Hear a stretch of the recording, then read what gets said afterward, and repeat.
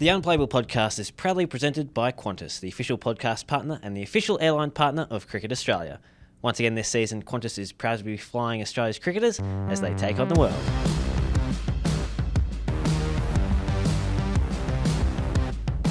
Welcome to the Unplayable Podcast. Australia have wrapped up the Ashes series with a 3-0 victory inside 11 days, Lou. They won by 82 runs here today at the Adelaide Oval. It took them until the middle session of the fifth day, but they got there in the end. Mitch Starc took a couple towards the end to finally break the back of the resistance, and then Scott Boland and Marnus Labuschagne combined for the final wicket before jubilant celebrations from this Aussie side. Lou, it's another great performance from this Australian team, and maybe their toughest win of the series so far. Maybe not, there's a whole lot to beat. Quite possibly. And everyone's, claiming the death of Bazball. Well, I'm actually saying this is a great day for England. This was their best ever performance in Australia. Sorry, not best ever. Their best performance in Australia in their last 18 goes by margin of victory. And that just spells out what a miserable time it's been for England in the Ashes. We heard so much chest beating about what this Bazball brand was going to bring out to Australia. England, coming into this series through 13-14, 17-18, 21-22, had never gotten within 100 runs in terms of the margin of victory. So their margins were victory like 200 runs, 300 runs, innings victories. And by wickets, they'd never got within lower than 8. So Australia had never done worse than losing 2 wickets in an innings. In a chase. A chase. Wow. So, and today, the margin was 82 runs. That's the first double-digit loss margin they've had on these shorts. It's 16 losses out of 18, their last 18 tests in Australia, and this was their best performance. Can you believe that? I can't. That is hard to believe, but also does probably back up the fact that they have been so bad over those last few tours. I thought you were going to say it's a good day for English cricket because the death of Bazball means that something else can be reborn and they can start a new Phoenix from the Ashes. That's right. Yeah, I mean, there's so much metaphors you can work with Ashes and stuff like that. I mean, it was a really positive day. This is probably their best test of the tour, I suppose. They showed the fight that Stokes wanted from them. You just go back to the first innings. They only put up, 286. They got to bat during 40-degree heat. That's just not good enough. And we're going to start. Can we start the pylon yet? Because I'm ready. I'm equipped. I mean, Brendan McCullum's gone on, done some media after this and said, "Oh, look, in hindsight, we probably weren't prepared that well." Well, yeah, that may well be true. But they've now played. Coming into this game, they've now played 2 tests. They're used to the conditions. They maybe understand the bounce a bit more. They're now playing in conditions that aren't as extreme as Perth and Brisbane in terms of the bounce, and they put up 286. Batting in the best conditions of the series, and they'd lost 6. They were 6 for 170, 180. Like they were in a shocking position. So they'd had 4. Their batters had 4 innings to get used to things. Their bowlers the same, and they still kind of put up, especially the batting group, still put up really poor performances. You do wonder what would have happened if the series started here in Adelaide, don't you? If England came out all guns blazing, first test of the series here, but they've gone into their shell after those 2 losses. They've asked for more fight, and even Pat Cummins said that he was happy that they batted slowly on that second day in supreme heat, because if they were making the Aussies run around in the field and chase leather, well, it would have been even tougher for them in extreme conditions. I think it's gotten to the point where they've second-guessed their methods so much that they're now triple guessing. Yeah, well, they're quadruple guessing, quintuple. I mean, they are not reacting to the moments where they should be attacking. They're going into their shells, and that's been the most surprising bit. Is because they've had these setbacks when, especially in Perth, when they played some awful shots to kind of to lose that series, and then bowled poorly to Travis Head on that last day, that second day. They now don't know when to attack, and there have been moments that. Fourth morning in Brisbane, or fourth afternoon in Brisbane, when they were way behind in the game. Ben Stokes and Will Jacks blocked the crap out of it, let's be honest. That was a moment where they needed to attack to get back in it. And then, the latter part of, or probably, the middle part of day 2, that was a time when they really could have got back into it by putting some pressure back on Australia. Against an attack that had, Mitchell Starc and Scott Boland, who were coming off pretty big workloads in the first 2 tests, and Pat Cummins and Nathan Lyon had bowled 2 overs between them for the series. Easy said and done. I know they were magnificent, but England really didn't fire a shot when the game counted. albeit a really good fourth innings effort, we've got to say. Definitely. Now, the England pile-on is fun, but we can circle back to it at the end. I want to talk about Nathan Lyon. Obviously, it was confirmed that he's injured his hamstring today, diving for a ball down at fine leg.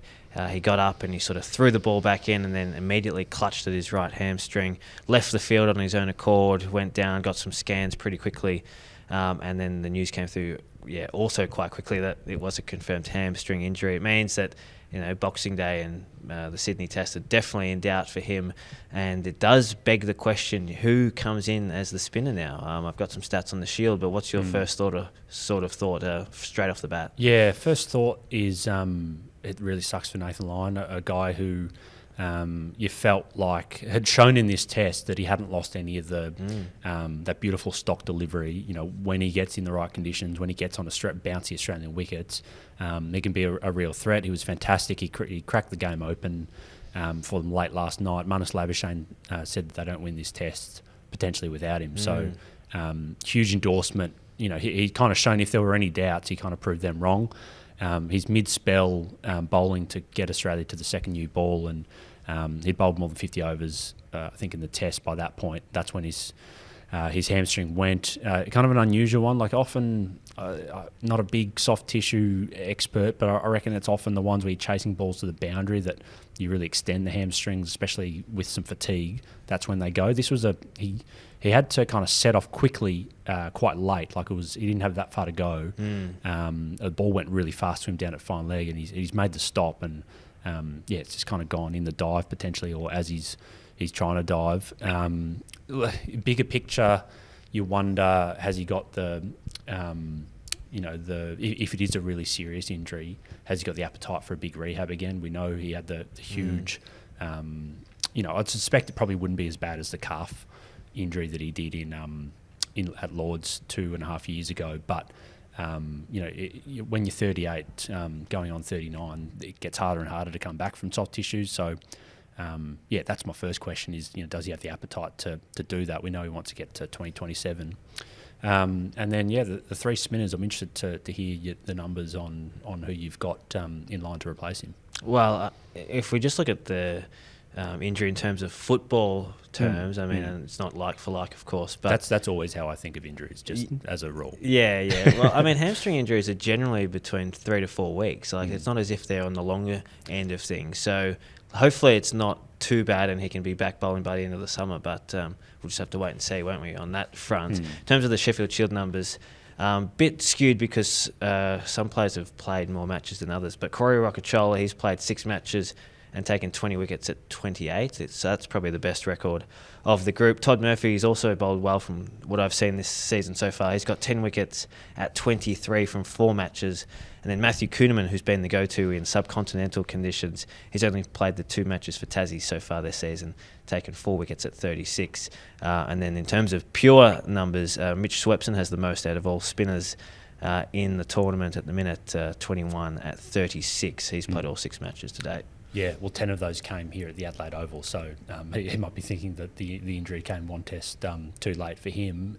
He would be a long shot. They like the control that finger spinners offers, so it probably narrows it down to the other 3: Roccachola, Murphy, Kuhnemann. They all in their own respects have a strong case to kind of make, and you wouldn't really surprise you to see any 3 of them from a pure test numbers point of view. Kuhnemann's the guy, right? Like he took 16 wickets bowling with a broken thumb in Sri Lanka earlier this year in turning conditions. If you're playing at the Wacker or potentially Perth Stadium, I think Roccachola would probably be your guy. Phenomenal record bowling on bouncy wickets over in the West, and I think he's held his own kind of around the country as well. We'd have to kind of dig into the numbers with him. And then Murphy looks like he. The stuff I've seen from him as I'm a Melbourne guy, I go down to the Junction Oval to watch him bowl, probably a bit more, see him a bit more than the other guys, and he looks to have gotten something back that I reckon he lost a little bit, probably in the years, I'm just trying to get my timelines right, but in the years after the 2023 Ashes when he played 2 tests when Lyon was out. I think he did a phenomenal job in that series, standing up for Lyon. And he's had some shoulder problems over the last season or 2 in the Sheffield Shield, but he's looked like he's right back to his best. for Victoria, and only 10 wickets, but a really good average. I reckon his economy rate would be really good, and he's done really well on what are mostly fast bowling friendly wickets. So I could see them going any of three ways, I reckon. Yeah, is there a chance that they bring a couple into the squad just to cover all bases, depending, because they might not know what they're going to get at the MCG necessarily? Yeah, that's potentially right. Like, would you even look at what England have done and look to get in a guy who none of those guys are batters, right? Like all those guys are frontline spinners. England, if England had kind of gotten over the line today with the way Will Jacks batted. They might have been telling everyone that, look, we told you so. Like, playing a batter at an all-rounder at number 8 was the way to go. Who would be in the conversation if they wanted a number 8? Well, Ben Menente's the one who comes to mind. Of course he is for you. I mean, Cooper Connolly played a test match earlier this year. That's true. Had a phenomenal start to the Big Bash season. He'd be a guy they'd probably look at for that role. I think it'd be unlikely. I think it probably raises the prospect. They've already done it once in the series of potentially playing 4 quicks again in Melbourne as a potential. That wicket has been a real seamer in recent times. It's not the flat thing that we our English friends have seen on previous tours. Although the first, I reckon, almost the start of this seaming pitches era was that Scott Boland test where England lost within 2.5 days. So.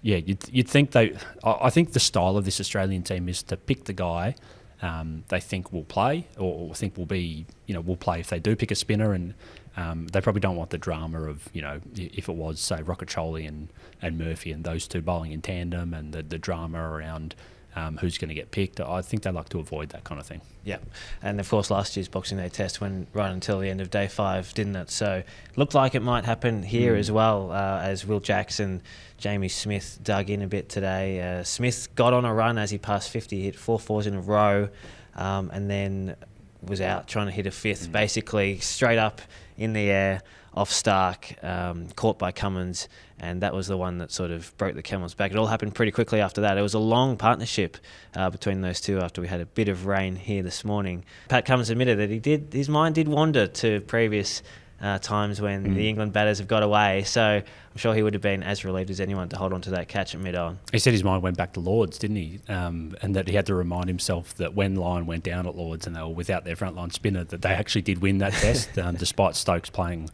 one of the best, easily the best innings in a losing cause I've ever seen. It was some guys for England who have been under the pump, right? Jamie Smith hasn't had a great tour. I think he was averaging 15 coming into this innings. He easily had his best knock of the series. Will Jacks, I think, has been really solid with the bat, and I reckon, going forward for them, can you get him up the order, because he's performing a lot better than some of the other guys in that lineup. And then Brodden Cass, who might have been thinking, I might actually go even below Jofra Archer after the way Archer batted in the first innings, and his bowling has been under the microscope as well. Well, he was fantastic.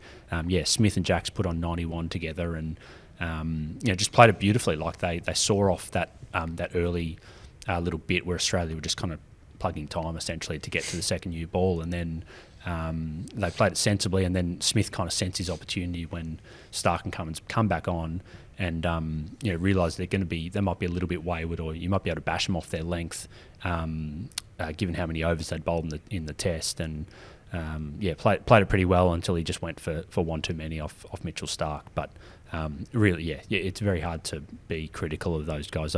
If Jamie Smith and Will Jacks had kind of come together when they needed 100 left rather than 250 or whatever it was the other night, then England would have been right in with a shot. Yeah, that's a good point. Will Jacks, he's now faced the 6th most deliveries in the series, even though he missed the first test. So amazing time at the crease from him. Does beg the question, and we have touched on it a bit, how do England reshape that top 7 if they dare tinker with it? Because they've only got really Jacob Bethel in reserve here in the squad to come in, and maybe Will Jacks is putting his hand up to say, well, I can bat in the top 7, and then you can bring in potentially Bashir or another seamer or someone else. But they have to change something eventually, because they haven't moved that top 7 at all 3-0 down, you have to change something now. You would think so. Yeah, you would think so. I mean, it's hard to see how they keep going back to the well with some of these guys. I mean, the one who's going just about as bad as anyone is Ben Duckett. I think his average is down to 15 or 16. Huge surprise to me. I thought he would could really threaten in these conditions. And a couple of drop catches in Brisbane that's as well. Right. Yeah, but he seemed like the much more solid opening option out of those two. Well, Crawley has shown great growth, as we spoke of on yesterday's podcast, and Duckett's kind of the one. Everyone gets into Ollie Pope from the English side. I don't think he's going any worse than say Harry Brook, who, yes, he's got a few more runs on the overall tally, but are his dismissals any more frustrating than Brook's? I don't think so. I think you've got to be looking at Jacks in potentially a 5 or a 6 spot. The way Stokes has batted, it would be asking so much of him, but he would be the perfect number 3. I think the way he's kind of operating at the moment, he would just a settled. The fact that one of Duckett or Crawley is basically always going out in the first few overs, combined with having just a jack in the box Ollie Pope who looks just doesn't look. He hasn't really looked like it, and even when he kind of has looked a bit like it. If he gets an awesome ball from Pat Cummins, I just think that Stokes would be a better option there. But it's asking so much of a guy who bowls as many overs as he does. Jacob Bethel is kind of a guy they've shielded from county cricket over the year. This year I'm talking about, and he has his cricket gone forward since they kind of identified him. Big question mark there. Never made a first class 100. Missed a chance to do that in the A game the other day. So, you're buttressing your top order with a guy who hasn't made a first-class 100. That seems remarkable to me that he's their one backup batter, right? Yeah, that's it. So we'll wait and see, because it's not long until that Boxing Day test begins. In fact, only 5 days. So they'll have to quickly shuffle the deck chairs, and something that Australia did quite well. So they shuffled their slips cord and deck chairs in this test match, didn't they? No Steve Smith. Marnus Labuschagne took the spot at second slip, and he took another worldie today. Was this better or worse than the one he took yesterday? I think the one yesterday just shades it. Okay. Yeah. What do you think? Well, this one, I don't know. It's because he's so far forward, it's rare that you see a first slip take it in front of the keeper, isn't it? And Carey, I think, would have probably snaffled it up, but you never know once it flies past. I think I'm giving it to yesterday, just a bit lower to the ground, and maybe went a little bit quicker. The moment, yeah. I mean, this was a kind of catch of a guy on a heater. I reckon if he hadn't taken the one the previous day, in his mind, he's sort of going, Carey's got that. This is a brand new ball. The difference was he was standing at wider first rather than second. Where for the other one, which would have been diving in front of, it wouldn't have made it towards Ikwaja. So I think if he hadn't taken the previous one, he would have known, that's going to Carey, I'll leave it. And Carey had it covered. You see the replay, and he's right there ready to catch it. But because he had taken that other one, it was just I've got this. My left hand is absolutely on fire, and incredible performance. I mean, they stood up as well as they possibly could have in the absence of Smith in the cordon with the bat. Khawaja has made a really strong case to play for the rest of the series. I think the big question marks over how he was going to go in this series, given how he's gone against high pace coming into this tour. Massive tick, and I think it's going to be hard for them to leave him out when Smith comes back. And their bowling attack's not getting any quicker at this stage of the series either, is it? So there's also that factor as well, especially with Mark Wood ruled out. So Wisman a good chance to play, you would assume. Now, Lou, the series is all wrapped up in 11 days, which is the fastest an Ashes series has been decided, 1951, or 1950 and 51, which you said you loved that series. And then there was also the 2002-03 series, both victories to Australia. Where does this team rank and this performance rank in terms of Ashes series gone by? Because it's rare that things get wrapped up this quickly, even though it's a familiar sort of script. To do it at this rate, well, it's sort of uncharted territory. Yeah, you look back at that 2013-14 team as probably the obvious comparison at this point. If you think that they might be on track for a whitewash, I mean, the bowling attack was just so settled during that 13-14 one. You had a younger Nathan Lyon just really starting to hit his straps. Mitchell Johnson on the all-time heater.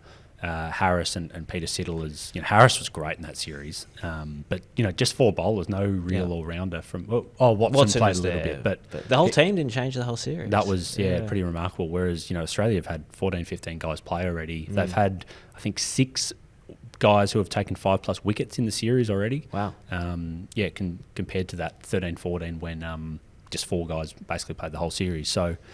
The batting, I just think the batting still hasn't clicked for this Australian team, and keep saying it, but I just don't think they're not a world-class batting unit. They are a world-class bowling unit, and the batters are just doing enough. So look, let's give them the full series. Let's see if the batters can really hit their straps in Melbourne and Sydney. Until that happens, I'd say that they're not quite one of the great Australian teams, because this is far from a great English team. It's hard to overstate how disappointed we all are with what they've dished up so far on this tour. All right, well, we better circle back at the end of the series just to see how those Aussies are doing. It's a 3-0 lead to Australia in the Ashes series. We move on to Melbourne, and we'll catch you soon on the Unplayable Podcast.